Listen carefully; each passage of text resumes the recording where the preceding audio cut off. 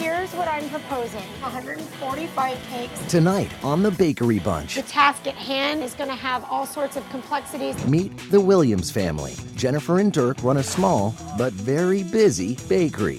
This morning when I woke up, I was so tired I was nauseous.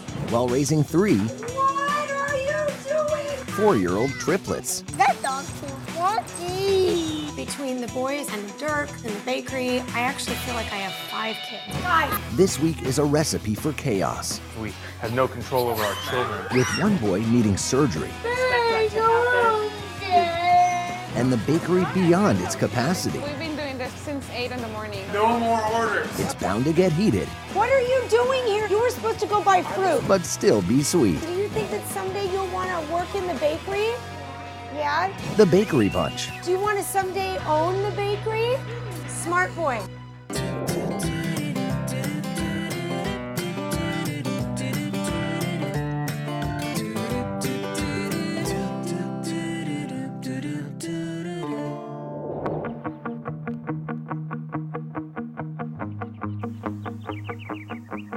Hi, kiddo. How are you? Gennaro. Come here. Hi, I'm Dirk Williams. I'm Jennifer Williams. We have 3 boys. They are all 4.5 years old. So yes, We have they are triplets. triplets. 2 identical and 1 fraternal. They are a handful.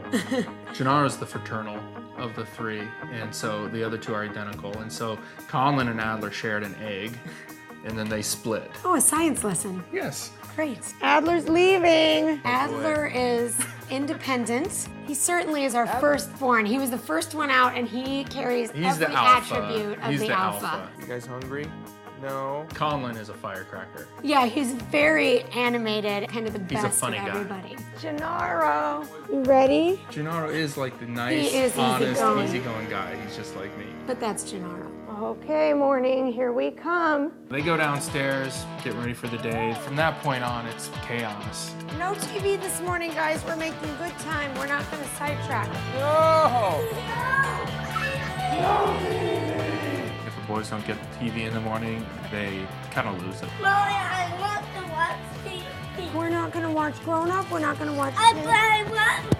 Oh, honey, please don't spank me. It's usually a fight getting them motivated to finish off that stage of the morning routine. Hey, Adler, guys, that's it. The lizards are gonna go into timeout. Lizards didn't do anything.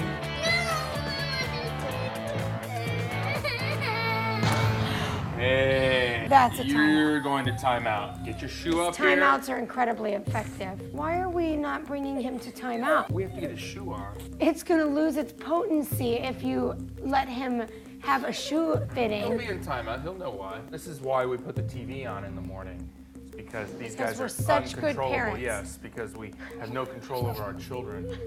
Okay, 8:15. Let's go. It's time to go, sweetie. I love you. Adler, can I have a hug and kiss? The indifferent one. Bye, Daddy. Bye-bye, Mommy. I can't think of most guys that would be able to slip so easily into the role of Mr. Mom as Dirk has. He's a great father. He has a lot of affection for the kids. All right, are we ready, guys? We were on time. Now we're late. There's a lot of gray in there. I'm not sure if the gray is from my age, the bakery, the kids, or a combination of all 3. What are you going to eat to make yourself grow up really fast? Spinach. That's right. You're going to eat spinach. Bye, dogs. I think the fact that Dirk is home with the kids when I'm at the bakery for long, ongoing hours is incredibly meaningful and important to me as a mom. All right, guys, come on. Let's get in here. The kids, I dropped them off around 9 a.m. and then I picked them up again between 3 and 3:30. So I've got a 6-hour window to actually get some work done, running errands for the bakery.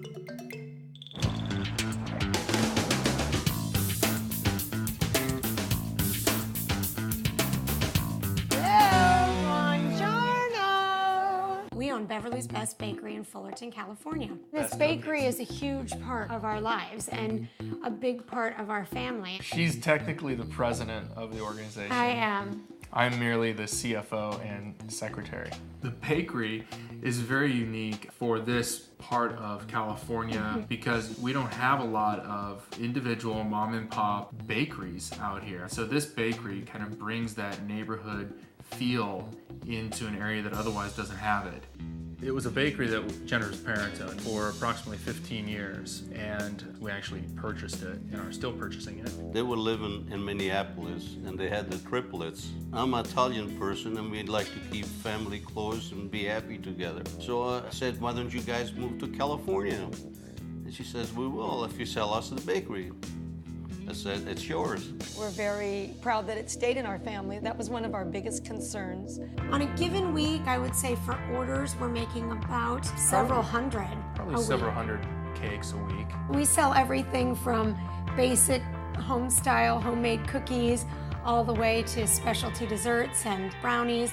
So we've got something for everyone. You can't sell that as a pumpkin bar. But you could sell it as a crust bar.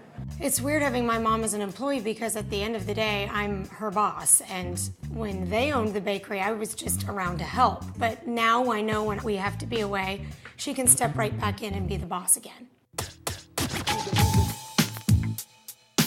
Hey, Stacy. Hi, are you her fiance? Hi, Billy. Hi, Billy. Stacy and Bill came to me a while ago wanting cupcakes for their wedding, and now today I'm finalizing the presentation to them with a new idea. We're only 5 days out, and we're at a bit of a crunch, but I think what I'm proposing is pretty spectacular. So I know we talked about cupcakes. We're a more traditional cake bakery, so I wanted to try and find a way to kind of blend your desire to do something kind of unique and individual, but not necessarily all the way to cupcakes. Okay, so here's what I'm proposing. A custom-built, 7-tiered stand that will house individually wrapped little boxes of fondant cake. Each one of them will be tied with a ribbon, and some of them we will sprinkle in your initials, with the top cake having both of your initials. In total, we're doing 145 cakes. Does that sound cool? Yeah. We were originally going to have cupcakes, and she surprised us with a really unique, awesome design. This is chocolate mousse. Oh, wow, that's good. Hey, we're good. We are super excited. I mean, this is not anything we've ever done before, so I'm just glad that you guys were open to, you know, working with us and doing something totally different. Yeah, no, this is going to be great. Thank you. Bye, you're welcome. Well, I'm super excited that Stacy and Bill love the idea, but now the reality of it and the magnitude of it sinks in. And this is a big deal for a bakery like ours. Fortunately, we're going to be able to make the smaller cakes out of larger sheet cakes that we already have baked earlier today. The big one of the week, 145 mini cakes. I've been talking about this with you guys conceptually. It's happening. So I'm thinking we need to kind of clear everything off here and figure out a way to start a process to get them all cut and at least crumb coated. All right, let's go. Super, super clean surfaces, you guys.